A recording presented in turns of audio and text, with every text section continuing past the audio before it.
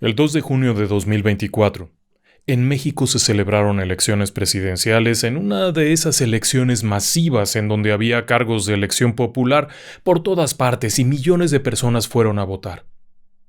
Las noticias fueron galopantes en todo sentido.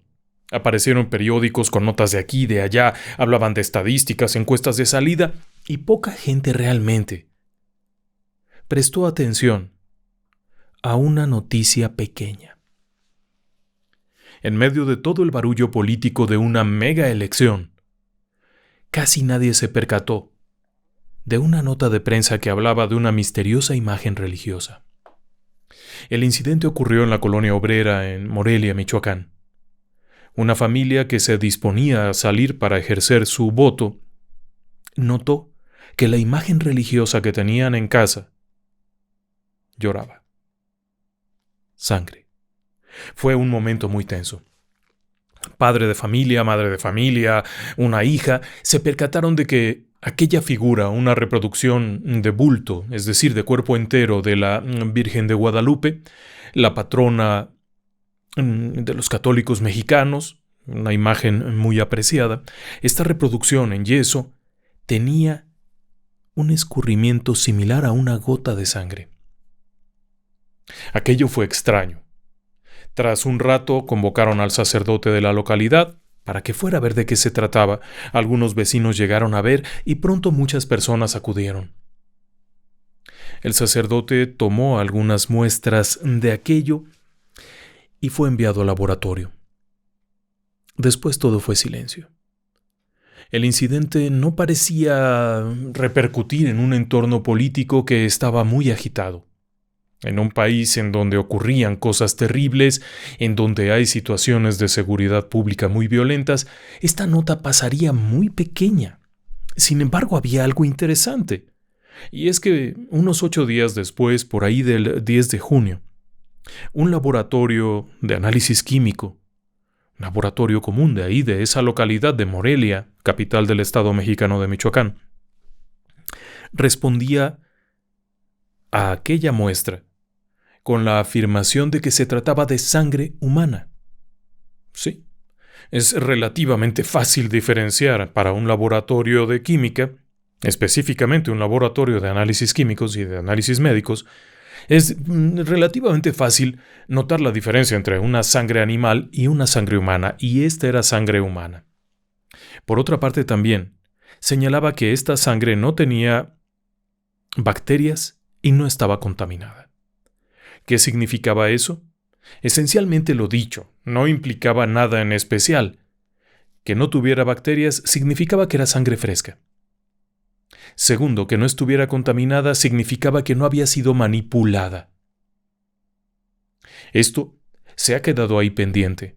Estos temas no se resuelven en 8 días y suele pasar un largo periodo de tiempo. Sí, para que se analice esto y se pueda obtener una definición. Pero quiero que le diga algo. Este fenómeno no es tan inusual.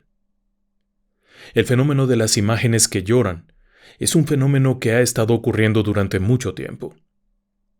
De hecho, y obviamente este fenómeno se presenta principalmente para personas de fe católica, cristianas católicas, aunque también ocurre entre iglesias ortodoxas e iglesias coptas, que son las iglesias cristianas que aceptan la presencia de imágenes que representan santos, figuras angélicas, etc., y que se permiten dentro de las iglesias y como parte de la fe de las personas. Así es que obviamente aquí es donde ocurre. Pero el lugar también es muy variable. El fenómeno de las imágenes sollozantes, como también se le conoce, ha ocurrido no solamente en países latinos, como podría ser México, Sudamérica, sino que ha ocurrido en muchos lugares tan variados como Japón, en donde la imagen de Nuestra Señora de Akita es conocida por haber llorado, en Nuevo México, en la región de Hobbs. También se ha presentado en Bangladesh, se ha presentado en la India, en el Líbano. Allí donde haya una comunidad religiosa de filiación católica, podrá presentarse una imagen llorona, como también se les dice más coloquialmente, o imagen sollozante. ¿Le gustaría conocer más de esto? ¿Le intriga? Pues acompáñeme. Bienvenidas, bienvenidos. Comenzamos. Relatos del lado oscuro. Historias que otras mentes prefieren ignorar.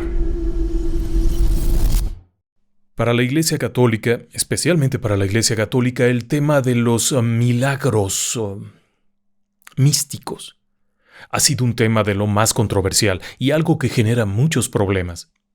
El asunto aquí es que si alguien dice, yo recibí una aparición de la Virgen o yo fui testigo de una aparición de la Virgen, como el caso de Garabandal, como el caso de Fátima, Lourdes, Medjugorje, etc., implica muchas cosas.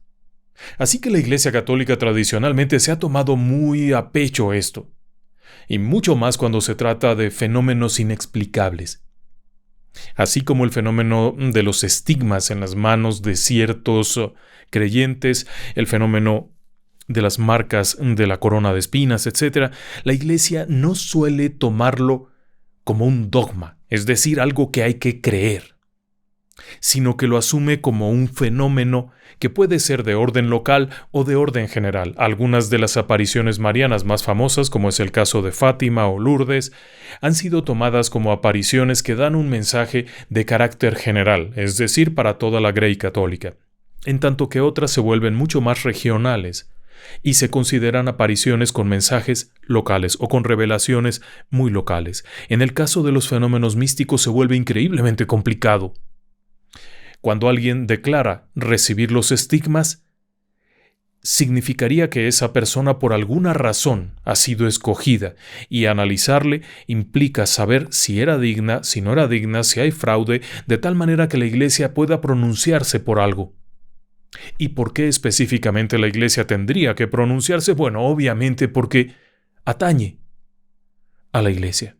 Así como las autoridades políticas ven temas políticos, las autoridades religiosas ven temas religiosos, y esto es un tema religioso. Y lo mismo las imágenes sollozantes. Que una persona declare tener una imagen que de pronto comienza a llorar, podría ser considerado como un intento de estafa, como un fraude, como muchas otras cosas. Una santa equivocación o cualquier explicación natural. Pero si esto fuera cierto y fuera real y no se pudiera explicar, significaría que había una intención, un mensaje, algún tipo de revelación o algo por lo que se está manifestando. Y al ser una imagen religiosa que tiene que ver con la Iglesia Católica y se asocia a la misma, obviamente interviene, ya sea a través de lo que antes se llamaba el Santo Oficio, que ahora es la Congregación para la Doctrina de la Fe o el Dicasterio para la Doctrina de la Fe.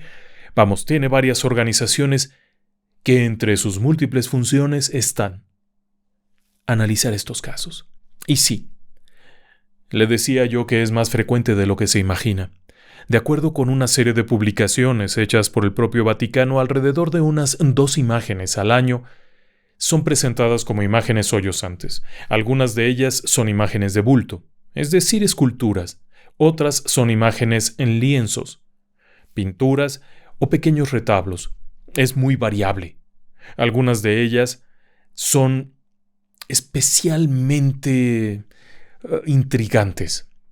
Sin embargo, hay un detalle todavía más extraño, y es que, por ejemplo, cuando ocurrió el fenómeno de Medjugorje, en 1981 en la región de Bosnia-Herzegovina, el número de estos fenómenos místicos se incrementó notablemente al grado de que había simultáneamente 10 episodios solo en territorio italiano. Por supuesto que muchos de ellos son desechados tajantemente. Por ejemplo, hay un caso particular en marzo de 1998, cerca de Barcelona, en España, en la Comunidad Autónoma de Cataluña, en una pequeña comunidad conocida como Mura.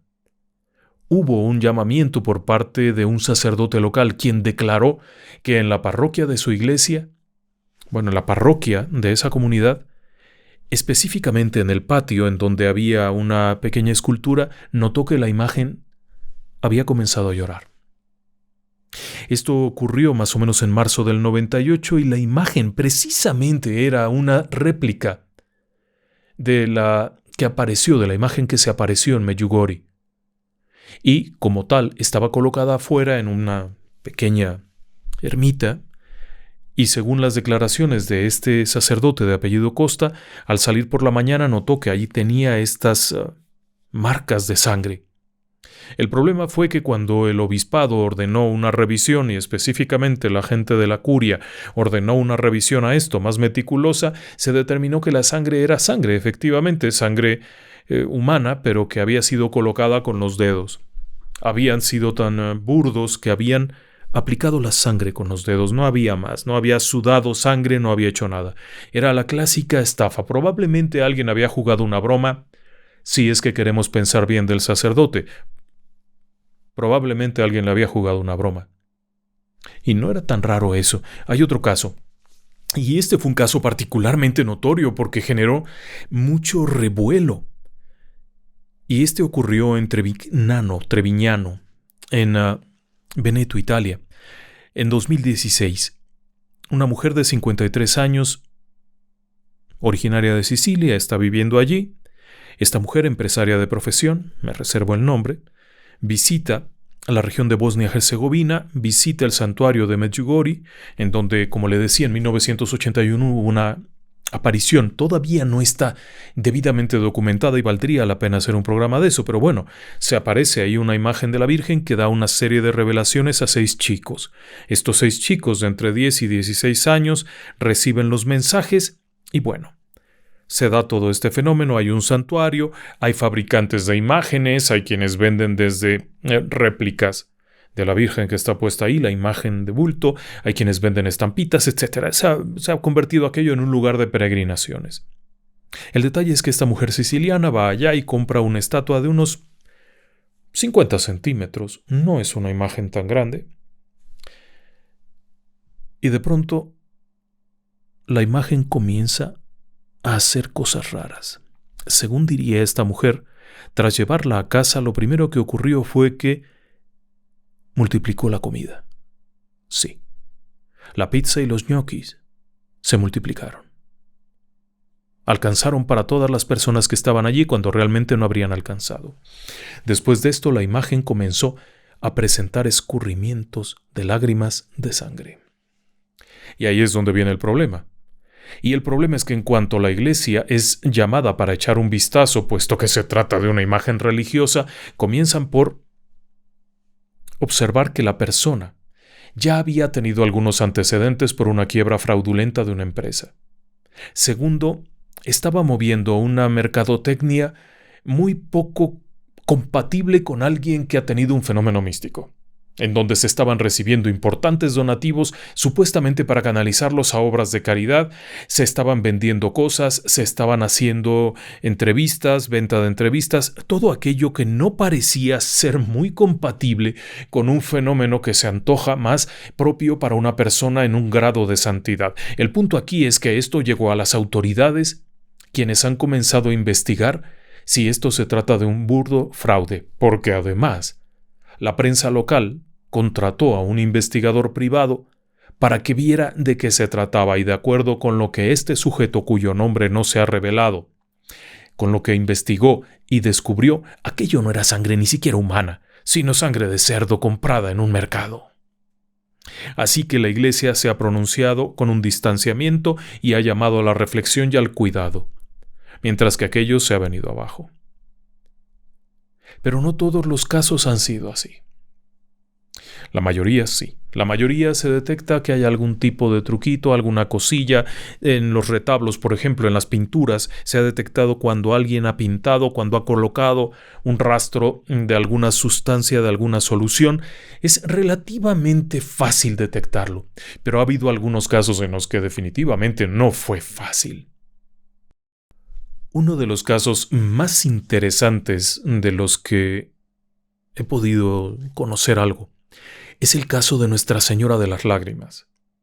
Tiene una historia tremenda detrás.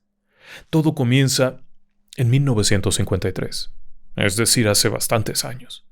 En aquel entonces, en 1953, en Siracusa, Italia, una pareja contrae matrimonio. Se trata de Antonina y su marido, Angelo Lanuso.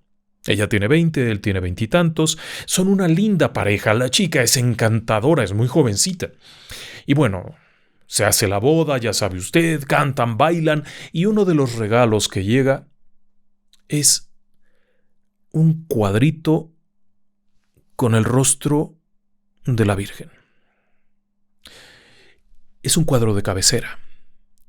Es una pieza muy peculiar, le explico. El regalo es de una hermana del novio, que ha ido a una tienda por ahí en alguna parte y ha comprado aquello para que lo pongan arriba de la cabecera de la cama. Sí, ya sé. La primera pregunta es, ¿a quién se le ocurre poner una imagen de la Virgen viéndote encima de la cama? Pero bueno, dejemos de lado esa cuestión. El cuadro no es muy grande, es una placa de vidrio ahumado, y sobre de esta hay un rostro de la Virgen, pintado a color y barnizadito. No es de cuerpo entero, no, nada más es una especie de medio busto. Es una figura muy peculiar que se usaba en aquellos años. Estas imágenes las fabricaban en un taller por ahí en alguna parte de Italia, y bueno, el hecho es que llega aquello. El problema es que para marzo, contrae matrimonio en marzo, pero unos mesecillos después, Antonina está esperando bebé y está bastante delicada. Si estoy en lo correcto, esto habrá sido en agosto.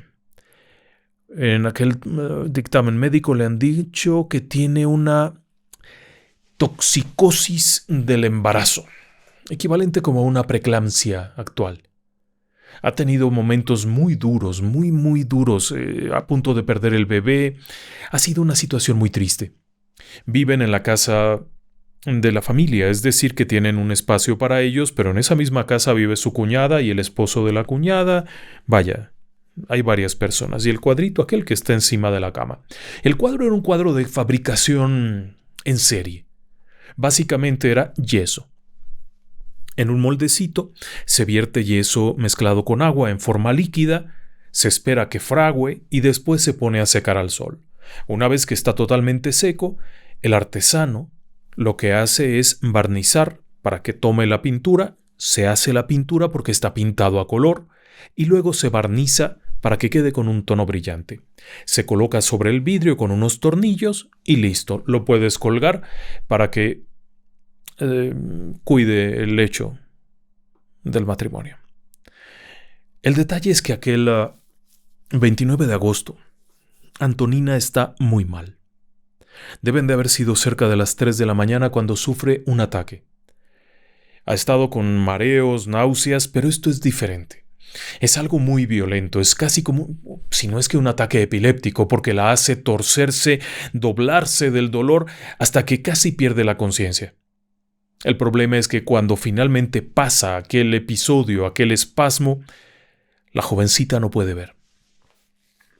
Se ha quedado ciega, no ve nada. Alarmada pide ayuda. Y llegan las cuñadas y llega el marido y todo el mundo la ayuda a acomodarse. Está bañada en sudor, está muy mal. El esposo trabaja, así es que al amanecer se va al trabajo encomendándole a todos los santos que encuentra que cuiden a su mujer y por supuesto también le encomienda lo mismo a la cuñada y a la hermana y a todo el mundo. El detalle es que la jovencita despierta a eso de las 8:30. Abre los ojos y todavía no puede ver. Ha sido una madrugada terrible, pero repentinamente comienza a percibir luz y poco a poco comienza a tener visión nuevamente, hasta el grado en el que cuando finalmente abre completos los ojos, obviamente lo primero que ve al abrir los ojos es la imagen que está sobre de ella, en la cabecera, de la Virgen aquella, de esta imagen de la Virgen María, mirándola. La joven se queda ahí y alcanza a percibir que de aquella imagen escurre una lagrimita. Y otra lagrimita, y otra más, y finalmente una lágrima cae sobre de ella. Y se espanta, y entonces llama a sus parientas que vienen corriendo a ver de qué se trata y les dice, el cuadrito está llorando. Por supuesto que aquellas buenas mujeres italianas que además de comer pizza y ñoquis y todo aquello han de haber argumentado haciendo gestos y demás diciendo eso no es posible, está malita, como ha pasado mala noche ya está viendo cosas hasta que de pronto ellas mismas ven aquello llorando. La imagen está llorando frente a ellas, espantadísimas, es un corredero de gente que no vean. Una de ellas, que debe de haber sido mucho más centrada y mucho más inteligente, vamos a decirlo, o por lo menos más interesada en estos temas, toma un pañuelo y lo seca. Lo que sea que haya pasado se acabó. Más se tardó en secarlo que aquello comienza a llorar de nuevo. Alarmada, una de ellas corre a llamar al párroco para que venga a ver de qué se trata esto. Y sí, delante del párroco ven que está ahí mojadito. Y entonces van a llamar a más gente y empieza a llegar mucha gente. Esto se vuelve una locura. Ten en cuenta que allí había una mujer muy enferma, que no podía levantarse porque estaba a punto de perder el bebé. Y bueno, pues entra gente, sale gente, se meten a la casa, se enteran los vecinos y vienen los vecinos a ver de qué se trata. Pasa el tiempo, llega el comisario de policía, el jefe de la policía local, a ver de qué se trata, qué está pasando aquí. Y hay un gentío bárbaro. Y hay una intriga enorme. ¿Qué está pasando? Y entonces deciden llamar a un médico para que venga a ver esto. Y sí, llega un médico que toma las gotas. Aquello está llorando, no es broma. Y llora tan copiosamente que pueden juntar 1 centímetro cúbico. Vaya, no es una taza de lágrimas, pero pueden juntar algo de lo que está escurriendo. Cuando el marido llega a eso de las 7:30 de la noche, ve una muchedumbre afuera de su casa y se desmaya. Pensó que se había muerto su querida esposa. Cuando ya lo ayudan y lo incorporan, le dicen, no, es que la imagen llora. Y ya finalmente entra a la casa y llevan a la esposa a otra habitación y está ahí el retablo, él se encierra y dice a ver de qué se trata esto. Y está ahí muy seriecito viéndola. No se nota, no pasa nada. No está llorando, ¿qué cosa habrá visto esta mujer? Lo que sea, y empieza a llorar. El tipo se ha llevado el susto de su vida cuando ve que la imagen está llorando. Y al decir llorando, no es que hubiese un rastro, sino que goteaba. Insisto, pudieron tomar una muestra líquida de 1 centímetro cúbico de lágrimas. No sé cuánto llora una persona en una situación ordinaria. No sé cuánto llora, por ejemplo, un caballero o una mujer que lloran normalmente. No sé cuánto se produzca, pero no me imagino que sea mucho más. El detalle es que, bueno, finalmente este hombre, al ver este portento, lo que hace es sacar el cuadrito y ponerlo afuera, en el piso de abajo de la casa, en un muro ahí, para que la gente lo pueda ver sin que se estén metiendo. Esto genera mucho desconcierto. Para el 1 de septiembre, es decir, que han pasado 2 días, la noche del 29, la noche del 30, aquello es una locura, la gente va y viene. A este fenómeno lo llaman el desgarro. El problema es que la primera noche, cuando llega el policía y ve aquello, se lo lleva, meten a la imagen a la cárcel. ¿Por qué? Porque tenían miedo que tantos curiosos fueran a dañar la casa de estas personas o a hacer algún estropicio. Así es que el comisario la guarda en un costalito y se la lleva a la cárcel. La pone en una celda y, oh sorpresa, llora. Y como consecuencia, la devuelve. Y es cuando la colocan allá abajo para que las personas lo vean. Pero obviamente hay tanta gente que deciden llevarla arriba. El caso es que es un ir y venir de imágenes que no vea. Este cuadrito pequeño sale a la puerta, luego lo llevan a la plaza, lo traen de la plaza. El detalle es que el 1 de septiembre llora por última vez. Y llora por última vez coincidentemente con que Antonina mejora radicalmente. Por completo. Tan mejoró que después de este niño tendría 3 más. Y en cuanto a Angelo, lo mismo. No tenía una explicación. La pequeña imagen fue examinada fotografiada e incluso grabada en película. Por casualidad en el sitio había un cineasta que tenía película y que tenía una cámara y grabó unos 300 fotogramas, es decir, 300 imágenes de esta figura sollozante. Las lágrimas fueron enviadas a un laboratorio, obviamente. La propia imagen fue enviada a examinar al Centro Gemelli, al Centro Médico Gemelli, que es un instituto importante en Italia. Las autoridades revisaron el caso también, se hicieron inspecciones meticulosas. ¿Y sabe qué? El examen de laboratorio, vaya, detalles más, detalles menos, concluyó que eran lágrimas. Lágrimas humanas. Y las comparó con las lágrimas de uno de los médicos que hizo el examen y las lágrimas de un niño. Tomaron muestras y resulta que eran compatibles. No es que fueran las mismas, pues, sino que eran compatibles. La composición química de una cosa era compatible con otra. Se pensó que aquello podría haber sido algún truco, así es que se desmontó la imagen del vidrio, se revisó y pues aquello es hueco por dentro, o sea, es una cosa de yeso con una pared de 2 centímetros que da la forma, pero no tiene nada dentro. Es un molde con vacío, así es que ahí no había nada, estaba seco completamente, lo revisaron varias veces, vino el fabricante, vino el artesano que lo pintó para revisar y decir, pues sí, es esta es mi imagen y no tiene nada. Y revisaron aquello, vino un técnico que revisó con un pignómetro y la parte trasera estaba completamente seca. No había humedad, pues. Se revisaron los ojos, porque usted ahora mismo debe de estar pensando que debe de haber habido algún piquetito, algo ahí, no había tal. No para la cantidad de lágrimas. Y luego, para colmo de males, eran lágrimas humanas. El pH era de 6.9, la composición química era la de unas lágrimas, vamos, todo estaba muy raro. El asunto también llegó a las autoridades judiciales. Déjeme decirle que no terminó ahí. Las autoridades pensaron, ¿qué es esto? ¿Qué está pasando aquí? Y comenzaron a investigar y bueno, pues la historia no se caía por ninguna parte. La imagen fue puesta en la plaza, la Piazza Eurípides, en un pequeño nicho y se puso ahí en un pedestalito y la gente iba allá. ¿Y quiere que le diga algo muy loco? Desde que comenzó el fenómeno hasta noviembre de ese mismo año de 1953, se reportaron cerca de 300 curaciones inexplicables.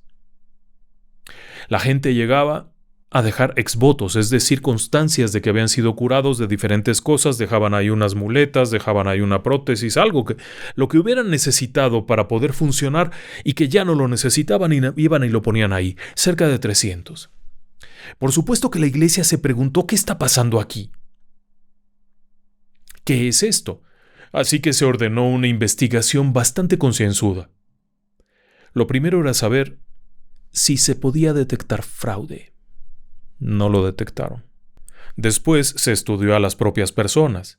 Se volvieron a estudiar las lágrimas y había detalles curiosos como por ejemplo que no se detectó restos de pintura, ni restos de yeso, ni restos de barniz en aquellas lágrimas.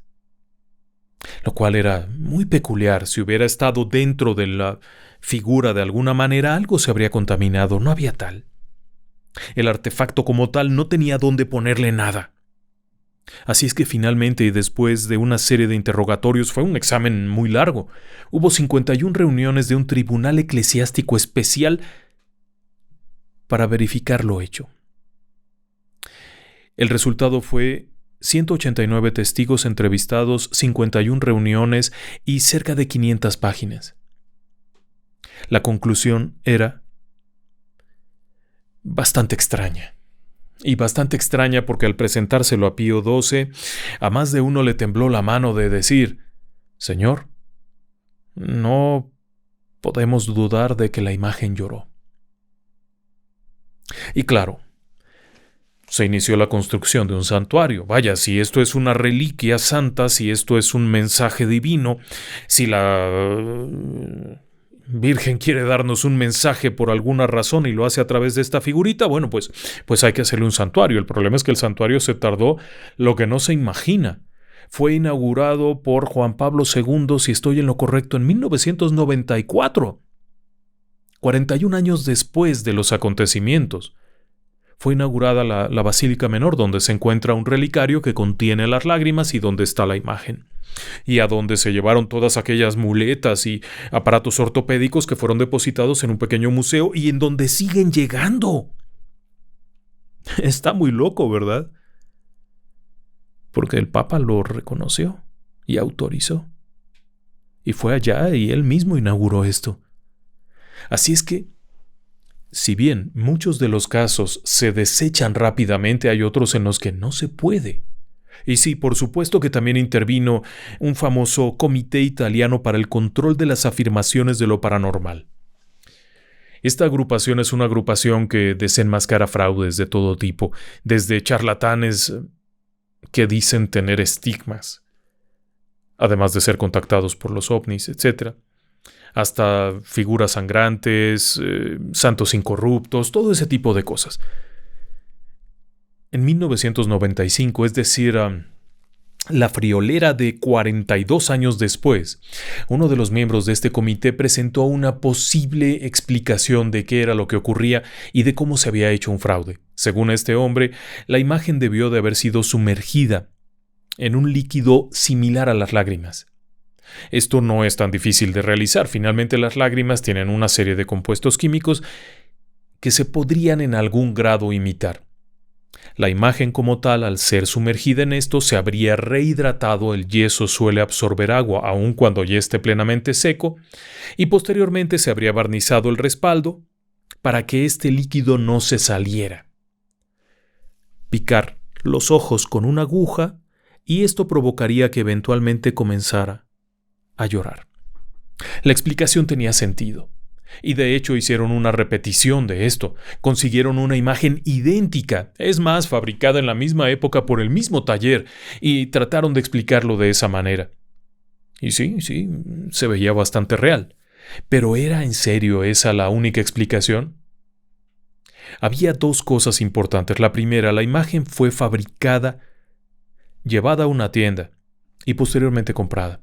En este proceso, desde la fabricación hasta que fue comprada, transcurrieron más de 6 meses. El testimonio del artesano que elaboró la pieza señalaba que había barnizado el interior de origen. No había sido posteriormente. Eso significaba que la pieza estaba exactamente como la había dejado este hombre y por lo tanto habría sido difícil saturarla con aquel fluido. Y por último, y una declaración que parecía ser demoledora, es que las lágrimas contenían ciertos elementos orgánicos, propios de los lagrimales de una persona, y que solo se forman ahí. De tal manera que había discusiones. Hasta el día de hoy sigue habiendo quienes discuten este tema, por lo mismo de que resulta increíble. Pero no es el único caso.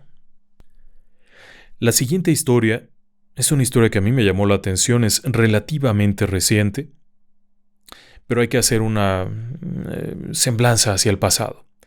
Hay quienes recordarán seguramente el Cristo de Limpias. Es una imagen religiosa que se encuentra en Cantabria, en el norte de España, y es una imagen que saltó a la fama ya por 1916, tras realizar una serie de portentos como detener una inundación, y algo muy peculiar que es que el Cristo de Limpias ha sido visto varias veces mover los ojos. Sin embargo, es una escultura, es una simple y llana escultura de Cristo en la cruz. Pero el Cristo de Limpias se volvió sumamente famoso. Esta imagen se volvió muy famosa por todos estos fenómenos que rodeaban, entre los cuales también había llanto. Y de hecho era un llanto de sangre. El asunto está en que aquello está allá en Cantabria. Pero la historia que a mí me ha llamado la atención y que quiero platicarle ocurre a miles de kilómetros de distancia, en Bolivia. Y es que ahí, en 1995, una chica, Silvia Arévalo, compró una imagen. Es una imagen pequeña, es como un busto. Es una réplica, pero no completa, del Cristo de Limpias. La compró allá, en su lugar de origen. Ella estaba en un proceso interno, un proceso místico, una conversión interna, y había decidido formar en su casa, poner un pequeño oratorio. Siendo católica, decidió poner alguna imagen religiosa, y una imagen que la conquistó literalmente fue esa pequeña imagen del Cristo de Limpias. Es la imagen del Cristo en la cruz con la mirada hacia arriba, es muy impresionante, pero es una figura pequeña, probablemente unos 30 y tantos centímetros. Cuando llegó a la tienda buscando una imagen para poner ahí en su oratorio, encontró esta que, insisto, le llamó la atención inmediatamente. Silvia Arévalo en aquel momento era una sobrecargo de aviación, trabajando para una línea aérea, así que solía viajar constantemente. La imagen fue colocada en casa. Más o menos en marzo de 1995. No está tan atrás en el tiempo, estamos hablando de 30 años atrás. Y ahí es cuando comenzaron los problemas. Una tarde, cuando va a salir de casa acompañada de su mamá, la imagen tiene algo que parece ser humedad. Como si estuviera húmeda. Le sorprende aquello y le incomoda un poco, así es que toma un pañuelo y lo limpia. En principio no había ningún misterio, simplemente estaba húmeda. Quizá la condensación, la humedad ambiental se había condensado. Ellas estaban en Cochabamba, en Bolivia. Lo interesante es que esto se repite cada día, con lágrimas transparentes. Pero a partir del mes de abril, es decir, unos 30 días después, la imagen comienza a llorar sangre, lo cual ya se vuelve sumamente inquietante, por lo que acuden primeramente a la iglesia y también a la prensa. Esto genera mucha atención. La imagen es fotografiada y comienza a aparecer en algunos periódicos y comienzan a llegar personas que quieren ver la imagen. Uno de ellos, una de estas personas, es el doctor Castañón, Ricardo Castañón. Ricardo Castañón casualmente era una persona que estaba también en un proceso personal, un proceso de creencia, de no creencia. Estaba en una situación muy personal. Pero además era un psicólogo clínico, con muchos títulos universitarios, un hombre sumamente preparado. Quien escucha la historia de aquella sobrecargo de aviación, que compartía algo en común. Ambos estaban en un proceso de búsqueda, en un proceso de creer realmente, de querer creer, y el hecho de que esta imagen provocara esto, bueno, le llamó la atención, y se volvería uno de los grandes defensores de este fenómeno y uno de los grandes estudiosos. Castañón no solamente se quedó a fotografiar y ver aquello, sino que tomó muestras, analizó la figura, y por supuesto también intervino la Iglesia Católica. Como en todos estos casos se trata de una imagen religiosa. Así que la Iglesia también intervino, solicitó más estudios, se hicieron análisis y los resultados fueron sumamente interesantes. Las muestras fueron enviadas a diferentes lugares. Hay algunas muestras que fueron enviadas a un laboratorio en los Estados Unidos, en Nueva Orleans. Una de las muestras fue llevada hasta Australia, puesto que una de las personas interesadas en este tema que visitó el lugar es Ron Tesoreiro, quien casualmente está en Australia y se llevó una muestra. También hubo una muestra que se realizó estudios ahí mismo en Bolivia. ¿Y sabe qué? Los resultados fueron tajantes. Era sangre humana. Punto. Sangre humana. Faltaba mucha información y por supuesto que tomaría tiempo. Los siguientes estudios tratarían de identificar el patrón de la sangre, pero no solo eso, sino nuevamente, y al igual que allá con Nuestra Señora de las Lágrimas en Italia, en esta ocasión, los exámenes también se centraron sobre la propia pieza. No es fácil que una imagen que solloza y que llora se deje así nada más, pero en este caso, además, había toda la disposición de la familia, de las propietarias, para que la imagen fuera sometida a todos los estudios pertinentes. Se examinó tanto en radiografías como en tomografías computarizadas para ver si en el interior había algo inusual. No había nada. Estaba totalmente vacía. Se hicieron exámenes para detectar si había poros particulares por donde pudiera estar exudando eso. No lo había. El hecho de que fuera sangre humana, en principio, si esto no era real, significaba que no era un fenómeno natural, sino algo inducido, un fraude. Así que la pieza incluso estuvo retenida en la propia iglesia, la retuvieron, hasta que finalmente fue devuelta a sus dueñas.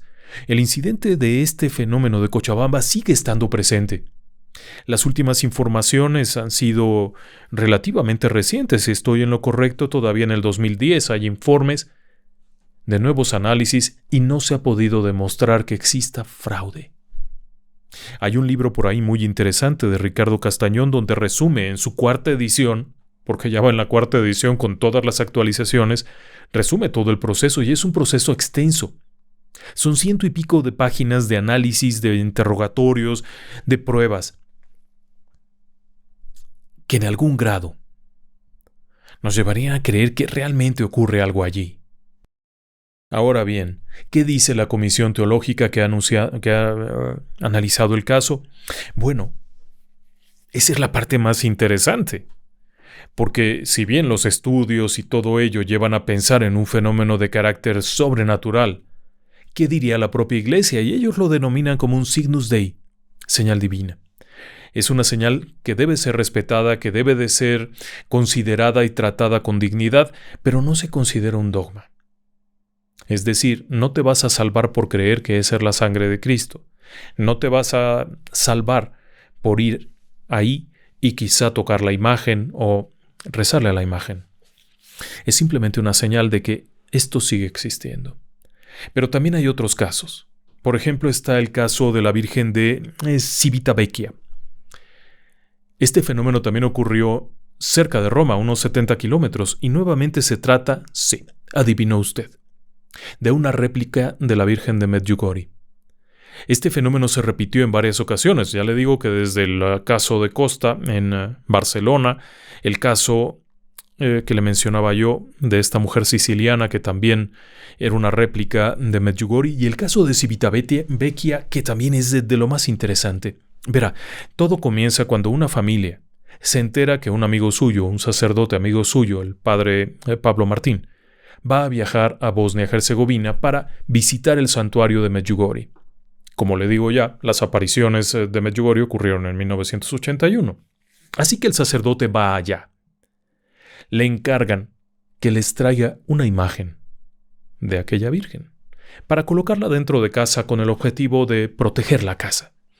Así que cuando regresa, les lleva la imagen para allá. Y es una imagen no muy grande, es muy similar a la que mencionaba yo. No es muy grande. La colocan en un nicho que han fabricado dentro de la casa con piedritas de río y demás, una cosa muy linda, y ahí está. Cada mañana pasan, se persignan y se van a sus diferentes deberes. Jessica, la hija menor, la hija de la familia, pasa y un cierto día de febrero de 1995, cuando la hija va saliendo, nota que hay una manchita rara en la cara. Al acercarse y tocarle, hay una cosa ahí líquida, pegajosona. Un rato después ya no solamente es la manchita líquida pegajosona, sino que ya es un escurrimiento, y del otro ojo, y de aquí y de allá. En pánico aquella gente, porque ninguno de ellos, de esta familia de apellido Gregory, han colocado esa sangre ahí. Así que hacen venir al cura, el cura viene, se arma la de San Quintín, al rato el párroco, que está ahí, también es testigo de que está llorando esto para el 4 de febrero, es decir, al otro día. Ya hay decenas de personas, hay gente de la tele, de la televisión italiana, hay periodistas, hay fotógrafos, hay curiosos, hay cualquier cantidad de gente que quiere ver a la Madonina, como le llaman ellos. Y el asunto está en que empiezan a agolparse, por lo que tiene que sacarla, para que no le tiren la puerta, para que no le hagan barbaridades dentro de la casa. Pero la gente sigue llegando intrigados por aquel fenómeno. Finalmente, y ante esta situación, el obispo ordena que la imagen sea llevada a la iglesia, que la retiren de ahí. Por una sencilla razón, el obispo no cree que esto sea real. De hecho, cuando el párroco le habló y le dijo, oiga, tengo una imagen que está llorando, agarra un martillo y rómpela. Así de fácil. El obispo era el obispo de apellido Grillo, y dice, pues rómpela, hombre, ¿eso qué? Pero se la llevan a la iglesia. El problema es que, estando en la iglesia, el cura le dice que ha vuelto a llorar, así es que mejor la devuelven. Y luego las cosas se complican tanto que termina interviniendo la policía y se llevan la imagen otra vez a la cárcel, igualito que cuando la señora de las lágrimas. Pues termina en una celda de la prisión de Civitavecchia. porque se había juntado tanta gente que para evitar problemas y para que aquello no se armara una rebambaramba terminan llevándose la imagen a la cárcel. Bueno, pues allá también les hace lo mismo. El problema de esto es que termina nuevamente con el obispo guardada en un armario. Porque el obispo no quiere aquello, no quiere esto. Tenían 10 imágenes sollozantes en ese momento, otras 10 imágenes. Era una locura. Y la mayoría de ellas eran similares. Eran imágenes de la Virgen de Medjugorje. Extraño, ¿no cree? Para el 10 de febrero se realiza un examen, pero no es cualquier examen. Gabriel Amort, exorcista de la diócesis de Roma, acude. Si esta imagen realmente está llorando, podría tratarse de una manifestación del mismísimo demonio. Así es que Gabriel Amort realiza una oración especial sobre de ella y termina declarando: no, esto no es obra del demonio. Así que esta imagen, además de que fue a parar a la cárcel, fue a parar al armario del obispo, también fue revisada para ver si no era algo demoníaco y concluyeron que no. El fenómeno sigue. Para el 28 de febrero, los exámenes que se han hecho sobre la sangre arrojan algo muy inusual. Efectivamente es sangre humana, sí. Pero no pierda de vista que estamos ya en 1995 y eso significa que ya se pueden determinar más cosas que allá en los 50 y el examen determina que se trata de la sangre de un varón. Pero esto es una imagen de la Virgen, porque llora sangre de varón. Esto generó una enorme controversia, y esa controversia se multiplicó cuando el propio Gregory, el dueño de la imagen, el padre de familia, no acepta someterse a pruebas de sangre. Estas pruebas iban encaminadas a demostrar si el tipo sanguíneo era compatible y si la sangre era de Gregory, así que se negó. Esto ocasionó que hubiese muchas respuestas negativas y que nuevamente la imagen fuera a parar al armario del obispo. Y es ahí cuando comienza algo muy raro. El obispo recibe una visita, va a celebrar una misa privada para 3 o 4 personas y le piden ver la imagen. Él no está muy de acuerdo con eso, le incomoda porque además ya le hablaron de otra. Va y la saca del armario, la pone por ahí y venga que empieza a llorar. Durante 15 minutos estuvo llorando sangre. Y sí, volvieron a analizarla. Pero esta vez además intervino la policía porque había una denuncia anónima por fraude. En Italia no se chupan el dedo, la policía es bastante dura, así que ante cualquier amenaza, y también intervino por supuesto una agrupación en contra de las estafas paranormales y todo eso, la policía investiga esto como delito de fraude y acusan al dueño, a Gregory, al padre de familia, el apellido es Gregory. Lo acusan de fraude, de intento de estafa, varios delitos graves. Esto era muy delicado. Una cosa es que la iglesia diga, ups, está llorando, y otra cosa es que se le acuse de fraude. Son 2 investigaciones diferentes y nuevamente la imagen es llevada por la policía. Está detenida. Y no solo detenida, sino sometida a nuevos estudios. Esta situación se fue complicando hasta el punto en el que para 2001, ya estamos hablando de 6 años después de los primeros fenómenos, finalmente, la iglesia ordena que la imagen sea colocada, no es devuelta a la familia. La familia acepta que no se les devuelva, la entrega, y que sea puesta en la iglesia de San Agustín, en donde se encuentra ahora, en Civitavecchia. El asunto está en que hasta marzo de 2001, 6 años, la policía finalmente y las autoridades de la región terminaron por declarar que no existía fraude. Sí, por extraño que parezca, después de haber sometido la figura aquella a un montón de pruebas, terminaron por declarar no hay truco.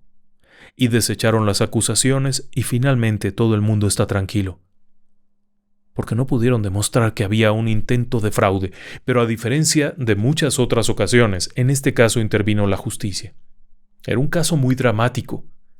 Y el hombre aquel, Gregory, es un hombre que trabaja en una empresa, que tiene un sueldo, que vive bien, tiene una familia, que no tenía ninguna necesidad de engañar a nadie. Ahora hubo otra cosa más. Mientras que en el caso de la Virgen de las Lágrimas, en Siracusa, o por allá donde sea que esté, se presentaron las curaciones milagrosas. En el caso de Civitavecchia ha habido una cosa diferente, ha habido mensajes, ha habido revelaciones y ha habido ciertas manifestaciones. El caso no ha sido del todo aceptado ni pronunciado por parte de la Congregación para la Doctrina de la Fe. Es un caso que está ahí pendiente, que no está totalmente resuelto para ellos, aun cuando hay un examen, hay un informe muy vasto, hay más de 200 hojas de reportes y las propias autoridades judiciales dijeron que no es un fraude. Todavía falta que la iglesia como tal se pronuncie. Y es que es un tema delicado. ¿Cuál sería el mensaje? ¿Cuál es la intención? Así como, por ejemplo, se explica la aparición de la Virgen de Guadalupe en México a través del manto de un natural, de una persona natural, de Juan Diego, que era un natural de México, una persona originaria, en donde se manifiesta una imagen y hay un mensaje para conversión de los naturales. En otras regiones había otros mensajes, el de Fátima, por ejemplo, era un mensaje bastante duro, los mensajes de Lourdes, los mensajes de aquí, de Garabandal, todos tienen alguna implicación, todo se da por una razón. En el caso de las imágenes sollozantes, la propia Iglesia tiene sus reservas porque no son claros los fenómenos, ni los que lo provocan, ni el para qué se provocan. Hay otras personas que consideran que podrían ser manifestaciones de índole parapsicológico, desde proyecciones de las propias personas, manifestaciones paranormales, etc. No faltaría por ahí algún extravagante que piense que se trata de ovnis. La realidad es que es un fenómeno bastante más complejo de lo que uno creería.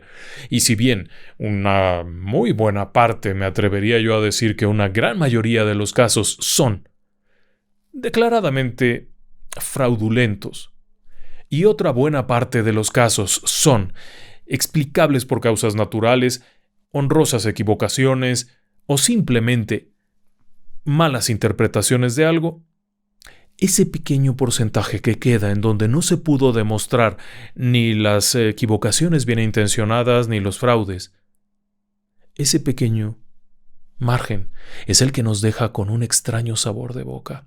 No sé a usted, pero a mí me resulta particularmente inquietante pensar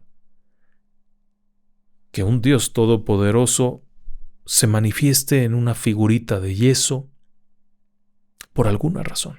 No sé. Quizá yo sea ignorante de estas cosas. Muchas gracias por haberme acompañado. Muy buenas noches y que descansen en paz.